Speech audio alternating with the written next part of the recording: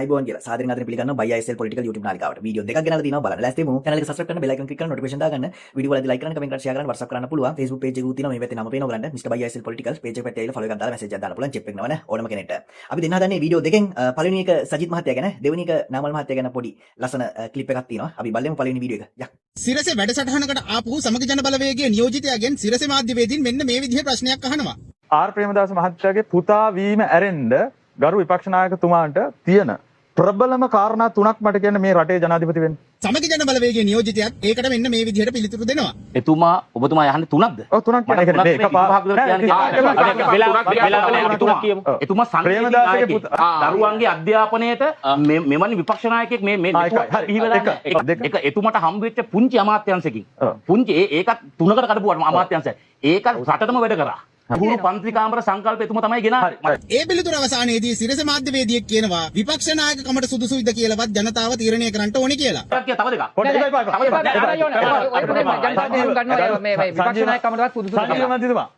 සජබ නියෝජිතයාගෙන් සිරස මාධ්‍යවේදීන් අහපු ප්‍රශ්නේ මගෙන් ඇහුවා නම් මම සිරසට දෙනවා එකම එක හේතුවක්.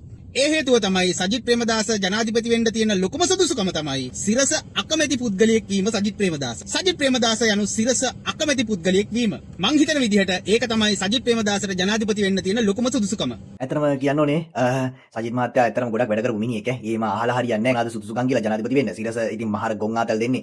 මේ මුලින්ම නාමල්ට ගගා හිටියා. හරිද? මුල්ම දැන් මේ අවුරුදු මේ වෙනකම්ම වගේ නාමල් මහත්තයා ගගා හිටියා. මේක හරියන්නේ නැහැ කියලා උන්ට හිතෙන්න ඇති දැන්. නාමල්ට කොච්චර ගැහුවත් නාමල් උඩේනවා මිස යට යන්නෙම නැහනේ. මුන් දැන් සජිත්ටත් ගහනවා හොඳටම.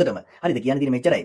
සජිත් මහත්තයා ගොඩක් දේවල් කරලා තියෙනවා. ඔය අධ්‍යාපනයේට, ඒ වගේම ඔය රෝහල් වලට හරියට මේට ගොඩක් උදව් කරලා තියෙන මිනිස්සෙක්. ඒක නිසා කියන්න බෑ මේ එයාට මොකුත් සුදුසුකම් නැහැ කියලා. ඒක තේරුම් ගත්තොත් ඇති ඔය සජබේට කැමති. එහෙම නැත්නම් සජබේ වෙනුවෙන් පිණි සිටින. එහෙම නැත්නම් ඔය සජබේ හොඳයිද කී හොය හොය ඉන්න මිනිසුන්ට ඇත්තටම පොඩ්ඩක් ඒ ගැන හිතන්න පුළුවන් ඈ. සජිත් මහත්තයාගේ එහෙම නරකක් නැහැ. මිනිහා හොඳයි. අර පොඩ්ඩක් එළියට ඇවිල්ලා එලි බහැලා කෑ ගහලා එහෙම කරන එක ටිකක් අඩුයි. ඒක නිසා තමයි ප්‍රශ්නේ. ඒක පොඩ්ඩක් හදාගත්තොත් හොඳයි. අපි දැන් නාමල් මහත්තයාගේ පොඩි වීඩියෝ කෑල්ලකට පොඩි සින්දුවක් තමයි ඔයගලන්ට දෙන්න හදන්නේ. චූටි ලස්සන සින්දු කෑල්ලක් හම්බුණා. ඒකට ලස්සන වීඩියෝ එකක් එඩිට් කරලා තියෙනවා. පොඩි එකක් බලමු. යක්. අපි එන්නේ ජයමාවතාර ගන්නේ තරුණ ජවය එකතු කරන් හෙටට එළිය දෙන්නේ. අපි එන්නේ රටේ හැඩය වෙනස් කරන්නේ අලු ගමනක් යන්න අද මාත් වැල් බැඳගන්නේ.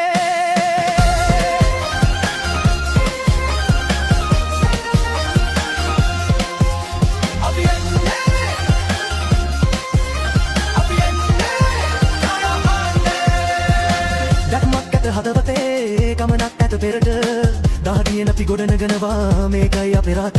නව ලෝකෙට පියන ගන්න අපිත් එක්ක එන්න බෙදිලා හිටපු කාලේ ඉවරයි එකම තැනක. අපේ කාලේ ඇවිල්ලා කවුරුත් නෑ නවත්වන්නේ. ගිනි දැල් වගේ තරුණ හදවත් එකටයි ගැහෙන්නේ. අපි එන්නේ ජයමාවතාර ගන්නේ තරුණ ජවය එකතු කරන් හෙටට එළිය දෙන්නේ. අපි එන්නේ රටේ හැඩය වෙනස් කරන්නේ අලු ගමනක් යන්න අද මාත් වැල් බැඳගන්නේ.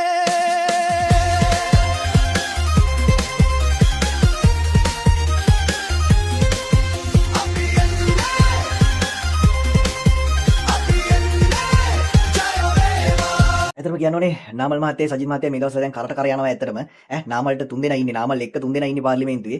සජිත් මහත්තයාලා ඉන්නවා 45ක් විතර මම හිතන්නේ. කොහොම වුණත් මේ 45ම බැලන්ස් කරන්න 3 දෙනාගෙන් ගේමක් ගහනවා ඇත්තටම. පේනවනේ. කතා කරොත් අනිවාර්යයෙන්ම නිවුස් එකක් හරි යනවා නම් යන්නේ නාමල්ගේ එකක් සතියට 3ක් 4ක් අනිවාර්යයෙන් මොකක් හරි නිවුස් එකක් වදිනවා සුපිරියටම. මම කියන්නේ මෙච්චරයි සජිත් මහත්තයාලට ඔය ඕනම අනිත් ආණ්ඩු කරන්න හිතාගෙන ඉන්න පක්ෂවලට දැන් ඕගොල්ලෝ මේ පාර්ලිමේන්තුවේ කෑ ගහලවක්වත් එහෙම නැත්නම් නිවුස් වලට මයික් එකට පොඩ්ඩක් කියවලා වැඩක් නැහැ. පොඩ්ඩක් පාරට මිනිස්සුන්ව ගෙන්නලා මේක තමයි හොඳම අවස්ථාව. හරිද?